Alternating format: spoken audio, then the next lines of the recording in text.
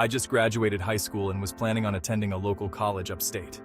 It was the opening week of orientation, and it was one of those small community colleges where all you had to do to be accepted was apply. My best friend Jenna and I had planned a small girls' getaway upstate to relax and blow off some steam before checking in at campus.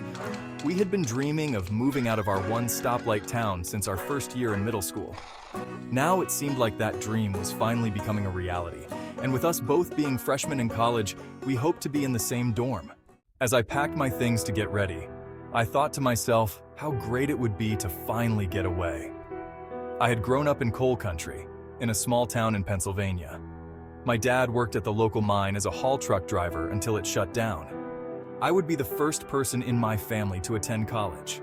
I finished getting my things and headed downstairs to meet Jenna.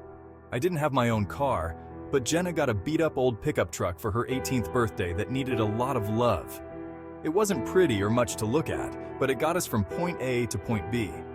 I was of a skinnier build and a little lanky.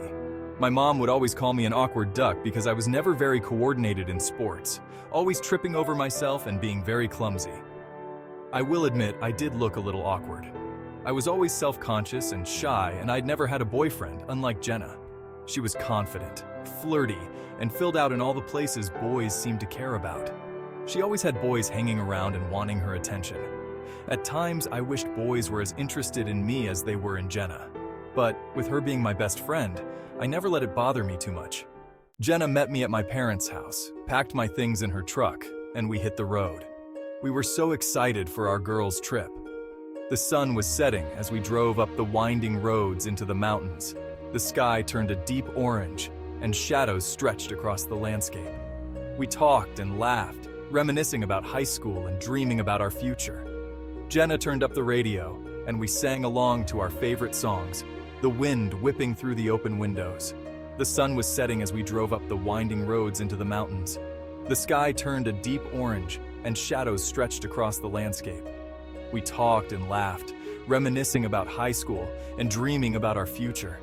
Jenna turned up the radio, and we sang along to our favorite songs, the wind whipping through the open windows. We reached a fork in the road, and in our excitement and distracted by our conversation, we accidentally took a wrong turn. Instead of heading toward the university, we found ourselves deep in the backcountry of Pennsylvania. The further we drove, the narrower and more winding the roads became. The houses we passed were few and far between, old and decrepit, with overgrown yards and broken windows. This part of Pennsylvania was known for its tight-knit communities, places where outsiders were often unwelcome. Rumors whispered of inbred families living in isolation, far removed from the modern world. Jenna and I exchanged uneasy glances, but we tried to shrug off our nerves. "We'll just turn around at the next intersection," she said. But as the sun dipped below the horizon, the intersections became harder to find.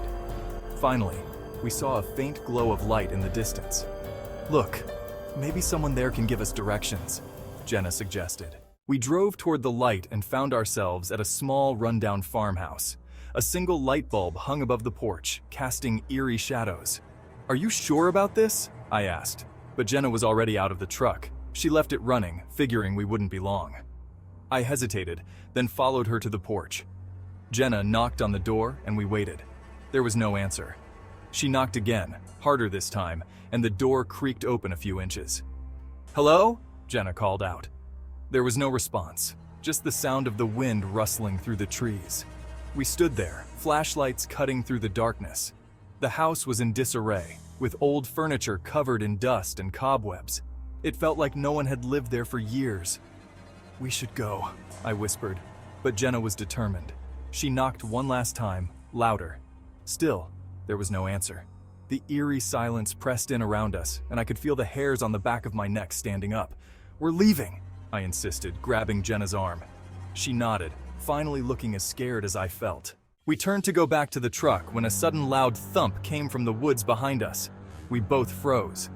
"Did you hear that?" Jenna whispered. My heart pounded as we stood in silence.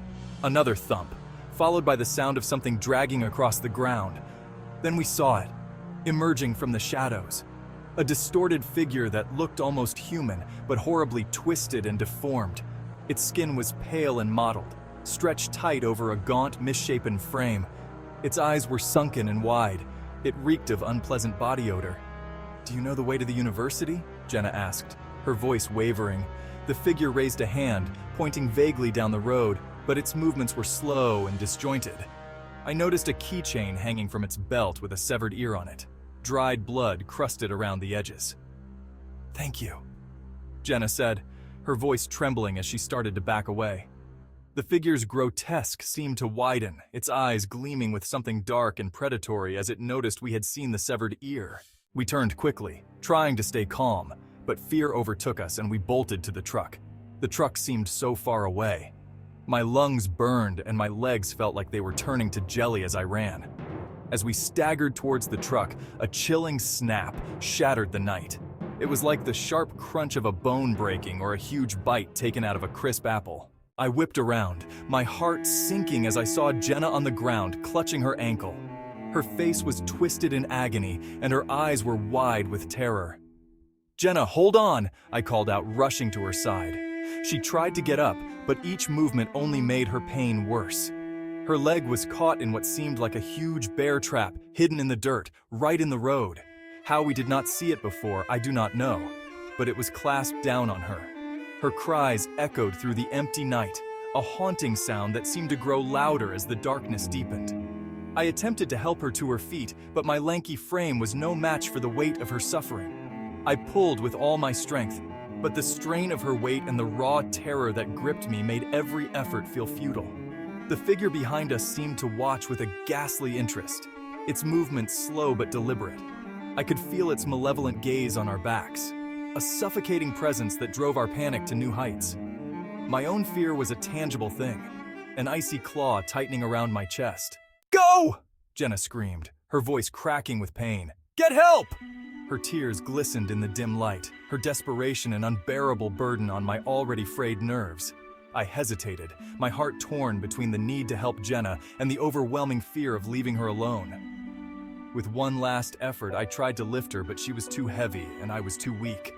Her cries of pain grew more frantic, mingling with the unsettling silence of the night. "Go! Now!" Jenna yelled, her voice breaking. I knew I had no choice.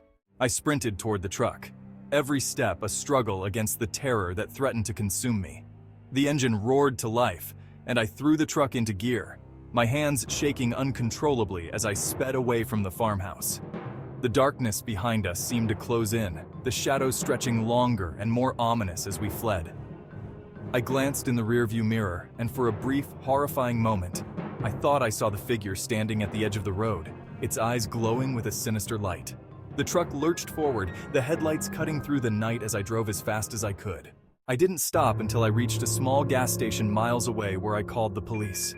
My heart pounded, the adrenaline still coursing through my veins, and the echoes of Jenna's cries haunted me. When the police arrived, they followed me back to the farmhouse, but it was deserted. There was no sign of Jenna, no sign of a struggle, just the empty, silent darkness. The officers searched the area for days, but she was gone without a trace. To this day, I don't know what happened to Jenna. Some say she fell victim to the strange, reclusive people rumored to live in those parts. Rumors spread about cannibals living in the hills of Pennsylvania. Every time I close my eyes, I see her face, hear her screams, and feel the icy grip of fear.